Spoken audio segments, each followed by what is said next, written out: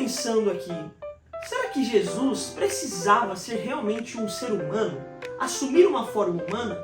Ele não poderia simplesmente ser um espírito vagando pela terra? Por que ele precisou assumir uma forma de homem? Peraí, você já está por aqui? Mas então, seja muito bem-vindo a mais um vídeo da nossa série sobre Cristologia. Estamos falando sobre Jesus Cristo, o nosso Senhor, o nosso Redentor, o amado da nossa alma. E olha, tá passando rápido, hein? A gente já tá no 4º episódio. E coloca aí o que você tá achando da série, se você tá gostando, se você tá compartilhando. E se por um acaso, Abner, cair aqui de paraquedas, não sei o que tá acontecendo, calma, meu querido, não se desespere, fique tranquilo. Vá pegando a sua pipoca, separando o refrigerante, porque nós estamos aqui maratonando, fazendo uma série. Você já pode nos acompanhar a partir do primeiro episódio que já está aqui no canal. Então, se você desejar, acompanha desde o primeiro episódio até chegar aqui no episódio de número 4. E qual será o tema do episódio número 4? Hoje nós falaremos sobre a encarnação de Cristo. Jesus, sendo Deus, tomou forma de homem. E tá, a gente falou na aula passada, né, sobre o nascimento virginal de Cristo, porque Jesus precisava nascer de uma virgem e porque ele precisava de fato nascer na terra, sendo que ele era eterno.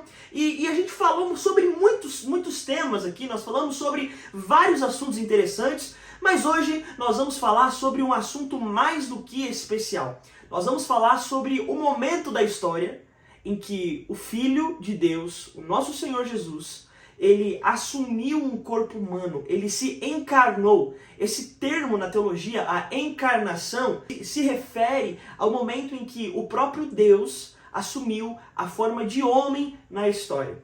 E bom, a gente precisa começar entendendo como se deu esse processo de encarnação. Então, Jesus, ele é 100% Deus e 100% homem.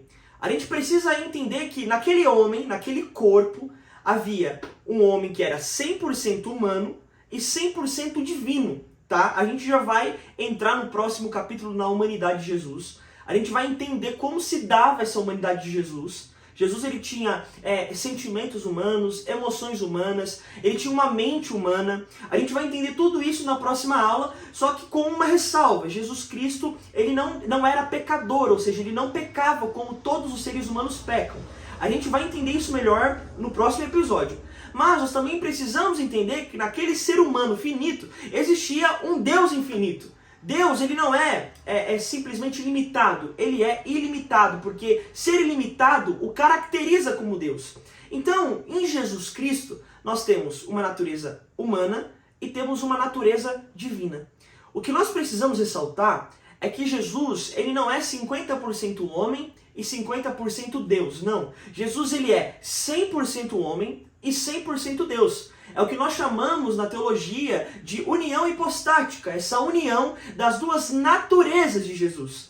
O desafio em si não é saber que Jesus era 100% Deus e 100% homem, porque muitas heresias se formaram ao longo da história da igreja e foram contestadas, foram ali refutadas com a palavra de Deus. Talvez uma das heresias mais conhecidas, né, sobre a encarnação de Cristo seja o apolinarismo. Dizia que Jesus, ele assumiu uma forma humana, mas ele não possuía uma mente humana. Então, o apolinarismo, ele contesta a plena humanidade de Jesus. Isso não tem amparo bíblico, porque nós vemos que Jesus, ele tinha sim uma mente humana. Ele aprendia. Lucas capítulo 2, versículo 52 diz que ele crescia em conhecimento. Ele tinha emoções, né? A palavra de Deus diz em João 11:35 que ele chorou quando Lázaro morreu. Em Mateus 8:10 a palavra vai dizer que ele ficou admirado com a fé do centurião.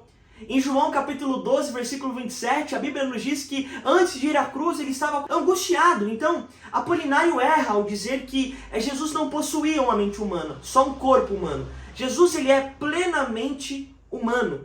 Outra heresia que fez muito sucesso na história da igreja, nos primeiros séculos, foi o nestorianismo, que dizia que em Cristo havia duas pessoas. Em Cristo havia uma pessoa divina e também uma pessoa humana. E não, Cristo é uma única pessoa que possui duas naturezas. É uma única pessoa que ao mesmo tempo que é humano também é Deus.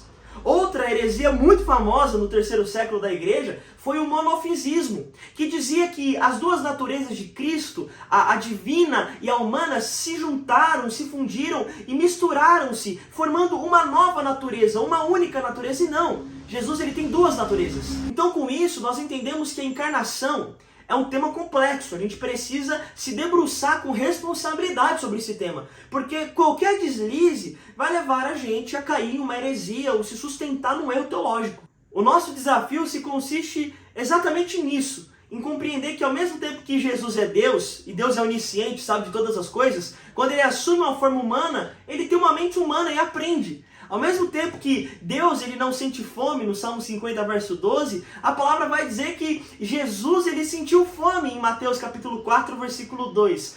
O nosso desafio é entender que ao mesmo tempo que Jesus é água que sacia a nossa sede, ele também sentiu sede, em João 19, 28. Então esse é o desafio de estudar a encarnação de Cristo. É entender que ao mesmo tempo que Jesus sendo Deus é infinito, assumindo uma forma de homem ele se torna finito. E aí a nossa mente pode entrar em parafusos, mas esses conceitos eles vão começar a fazer sentido a partir do momento que nós estudarmos na próxima aula sobre a humanidade de Jesus e a sua divindade. Para trazer mais esclarecimento para esse tema sobre a encarnação de Cristo, eu quero deixar aqui no vídeo uma frase, um pequeno texto do teólogo Rodman Williams, que fala com as seguintes palavras sobre o desafio de compreender a encarnação de Cristo, mesmo ele sendo 100% homem e 100% Deus. Confira o que Rodman Williams diz em sua teologia sistemática. Esse é o mistério da encarnação. Ele se tornou homem, sem deixar de ser Deus, por meio de quem todas as coisas foram feitas. Ele, ao mesmo tempo, tornou-se homem ao assumir a nossa carne. Esse evento é um fato de tais proporções que transcende a imaginação humana. O Deus do universo, o Criador de todas as coisas visíveis e invisíveis, das hostes angelicais e também das incontáveis galáxias e estrelas, veio em Jesus Cristo a este planeta diminuto chamado Terra e tomou sobre si a nossa existência humana. Então Rodman Williams está dizendo justamente sobre o desafio de compreendermos a encarnação de Cristo. Ao mesmo tempo que ele é Deus, ele assumiu também uma forma humana. E agora a gente vai se debruçar sobre esses dois temas: humanidade de Jesus e divindade de Jesus. Jesus não apenas disse que era Deus, ele provou ser Deus. É o que a palavra vai nos dizer em Colossenses capítulo 2, versículo 9. Nele habita corporalmente a plenitude da divindade. Mas assim como Jesus disse que era Deus e provou ser Deus, ele também disse que era homem e provou ser homem. Ele tinha limitações humanas, emoções humanas. Ele ficou bravo na porta do templo quando viu o comércio sendo ali realizado como se nada tivesse acontecendo. Ele ficou angustiado antes de ir para a cruz em João 12, 27. Ele ficou surpreendido em Mateus 8, 10 com a fé do centurião. E chorou em João capítulo 11, versículo 35 com a morte de Lázaro. Ele aprendia em Lucas capítulo 2, versículo 52. Então nós conseguimos entender que ele tinha limitações humanas. Em Mateus 4, 2 ele sentiu fome. Em João 19, 28 ele sentiu sede. Em João capítulo 4, versículo 6 ele estava cansado. Então, Jesus ele é 100% homem e 100% Deus. Agora a gente vai se debruçar nesses assuntos e nesses tópicos. E eu espero você no nosso 5º episódio para falar sobre a humanidade de Cristo. Já compartilha esse vídeo, comenta no canal, deixa seu like e até o próximo vídeo. Tchau!